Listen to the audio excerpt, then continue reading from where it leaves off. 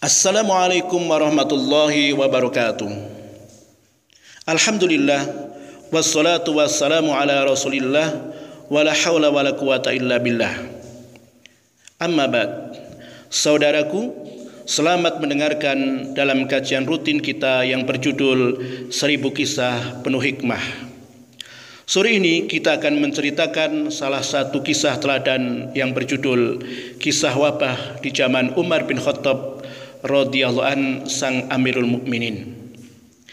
Dikisahkan Umar bin Khattab radhiyallahu an ketika wabah taun menyerang daerah Amwas, kota di sebelah barat Yerusalem, Palestina, dan sudah menjalar sampai Syam atau Suriah.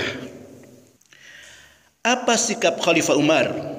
Beliau tidak berpasrah diri dan beliau ingin mengunjungi daerah yang terjangkiti wabah tersebut, seraya menyerukan sahabat yang lain untuk berdoa menerima yang mungkin akan menimpa mereka. Tetapi di tengah perjalanan, Khalifah Umar mengambil keputusan tegas membatalkan rencana kunjungan tersebut. Hal ini membuat banyak sahabat yang protes atas sikap Umar bin Khattab radhiyallahu anhu tersebut. Riwayat lengkap sebagai berikut. Ketika Umar pergi ke Syam, setelah sampai di Sorokh, pimpinan tentara datang menyambutnya. Antara lain terdapat Abu Ubaidah bin Jarrah dan para sahabat yang lain. Mereka mengabarkan kepada Umar bin Khattab bahwa wabah penyakit sedang berjangkit di Syam. Ibnu Abbas berkata, Umar bin Khattab radhiyallahu anhu berkata, panggil ke sini para pendahulu dari orang-orang Muhajirin. Maka Ibnu Abbas memanggil mereka. Lalu setelah mereka berkumpul dan bermusyawarah dengan Umar bin Khattab, maka Umar bin Khattab berkata, wabah penyakit sedang terjangkit di Syam. Bagaimana pendapat kalian? Mereka berbeda pendapat. Sebagian mengatakan kepada Umar bin Khattab radhiyallahu anhu, Anda telah keluar untuk suatu urusan penting. Karena itu kami berpendapat tidak selayaknya Anda akan pulang begitu saja. Sebagian lain mengatakan, Anda datang membawa rombongan besar yang di sana terdapat para sahabat Rasulullah sallallahu alaihi wasallam.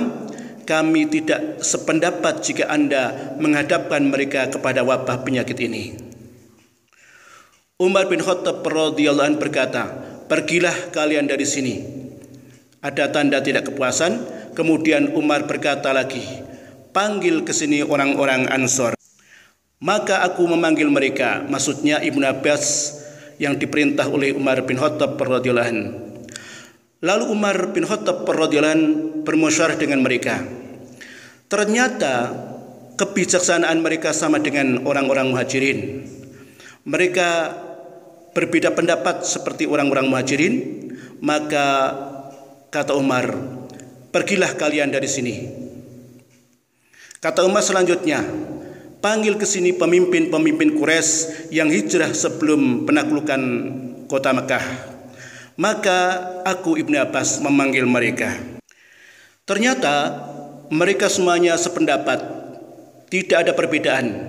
Kata mereka, kami berpendapat sebaiknya Anda pulang saja kembali bersama rombongan Anda dan jangan menghadapkan mereka kepada wabah ini.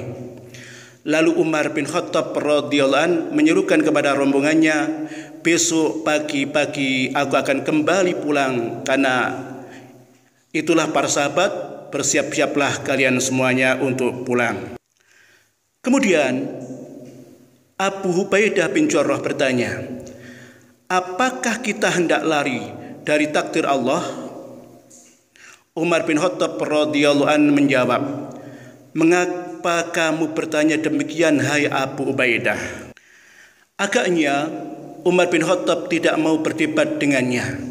Beliau kemudian menjawab, ya, kita lari dari takdir Allah kepada takdir Allah. Bagaimana pendapatmu? Seandainya engkau mempunyai seekor unta, Lalu engkau turun ke lembah yang mempunyai dua sisi, yang satu subur dan yang lainnya tandus. Bukanlah jika engkau mengembalakannya di tempat yang subur, engkau mengembalakan dengan takdir Allah juga?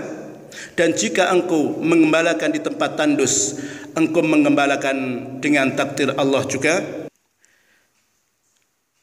Di tengah perbincangan Umar bin Khattab dengan Abu Ubaidah, tiba-tiba datang sahabat Nabi bernama Abdurrahman bin Auf yang belum hadir karena suatu urusan tadinya. Lalu ia berkata, "Aku mengerti masalah ini. Aku mendengar Rasulullah sallallahu alaihi wasallam bersabda, apabila kamu mendengar wabah berjangkit di suatu negeri, janganlah kamu datangi negeri itu. Dan apabila wabah itu berjangkit di negeri tempat kamu berada, maka janganlah keluar dari negeri itu karena hendak melarikan diri." Mendengar itu, akhirnya Umar mengucapkan puji syukur kepada Allah Subhanahu wa taala. Setelah itu beliau pergi bersama rombongan kaum muslimin. Di dalam hadis Ma'mar ada tambahan Umar berkata, "Bukankah jika kamu mengembalakan unta di tempat yang tandus dengan meninggalkan tempat yang subur, berarti kamu telah membuatnya lemah?" Ketika itu Abu Ubaidah bin Jarrah menjawab, "Ya." Kemudian Umar berkata, "Maka berangkatlah." Maka Abu Ubaidah berangkat hingga sampai Madinah. Lalu ia berkata, "Insya Allah ini adalah tempat tinggal." Sahih Muslim. Begitu pula kisah dari sahabat Amr bin As radhiyallahu anhu. Ketika mewabahnya penyakit, bangkitlah sahabat Abu Ubaidah bin Jarrah radhiyallahu anhu di antara umat, lalu berkata, "Wahai manusia, sesungguhnya penyakit ini adalah rahmat dari Tuhan kalian, dan panggillah dari Nabi kalian. Juga menyebabkan kematian orang-orang soleh sebelum kalian." Dan Abu Ubaidah memohon kepada Allah Subhanahu wa taala agar mendapatkan bagian penyakit itu untuknya, sehingga terjangkitlah beliau dan wafatlah beliau. Lalu kepemimpinan kaum muslimin yang berada di Syam diteruskan oleh sahabat Mu'az bin Jabal radhiyallahu an. Beliau memimpin umat atau kaum muslimin atau masyarakat. Lalu ia berkata kepada khalayak dengan perkataan yang senada dengan apa yang diucapkan oleh sahabat Abu Ubaidah bin Jarrah. Bahkan ia berkata agar diwafatkan di tempat ini bersama anak-anaknya. Maka terjangkitlah putranya bernama Abdurrahman dan meninggal dunia. Maka beliau pun berdoa bagi dirinya. Maka terjangkitlah ia seraya berkata, "Dengan ini aku tidak mencintai sedikit pun bagianku di dunia." Lalu wafatlah sahabat Rasulullah tersebut. Setelah itu kepemimpinan di Syam diserahkan kepada sahabat Amr bin As radhiyallahu an. Ketika menjadi pemimpin menggantikan pendahulunya, Amr bin As berbeda pendapat dengan dua sahabat pendahulunya. Beliau berseru kepada khalayak umat dengan mengatakan, "Wahai manusia, sesungguhnya penyakit ini apabila menimpa, maka ia akan bekerja bagikan bara api. Maka bentenglah dari penyakit ini dengan berlari ke gunung-gunung." Diriwayatkan dari Imam Ibnu Hajar Al-Asqalani dalam kitab Bazzal Ma'un. Maka orang-orang mendengarkan perintah dari pimpinan mereka, yaitu Amr bin As radhiyallahu an, untuk meninggalkan kota dan pergi ke gunung-gunung atau yang kita kenal dengan nama social distancing. Maka para sahabat yang lain dapat memahami dan mengikuti petunjuk dan arahan yang lebih selamat bagi umat pada waktu itu. Akhirnya manusia bisa selamat dari musibah tahun tersebut, meskipun sebelumnya ribuan orang yang telah meninggal karena tahun tersebut. Saudaraku, itulah kisah yang menarik tentang suatu peristiwa yang pernah terjadi di kalangan para sahabat Rasulullah ridwanullah alaihim jami'an. Bagaimana sikap kita dari peristiwa yang kita temukan dan kemudian kita sekarang menemukan wabah yang kita kenal dengan nama virus corona. Kita bisa mengambil hikmah dari kisah tersebut. Yang pertama, berikhtiar dengan penuh kemampuan kita, dengan sepenuh kemampuan kita taati dengan apa yang telah diperintahkan oleh para pemimpin-pemimpin kita, pemimpin-pemimpin bangsa kita dengan social distancing. Kedua, mengikuti arahan para ahli kesehatan yang mereka menyampaikan bagaimana perlunya hidup sehat. Dan yang ketiga, jika seandainya ada di antara mereka meninggal dunia karena wabah, kita doakan mudah-mudahan Allah jadikan mereka menjadi orang yang mati syahid sebagaimana apa yang telah disabdakan oleh Rasulullah sallallahu alaihi wasallam, dan janganlah kita maki-maki, kita hina keluarga mereka karena musibah tersebut. Barangkali Allah mengangkat derajat dari keluarga tersebut karena musibah ini. Dan yang terakhir, yang paling utama adalah kita berbanyak-banyak berdoa kepada Allah Subhanahu wa taala. Saya akan ambilkan contoh di antara doa yang diajarkan Rasulullah ketika terjadi musibah. Salah satu atau beberapa yang kita bacakan. Yang pertama, Rasulullah mengajarkan doa dengan kalimatnya, Bismillahirrahmanirrahim.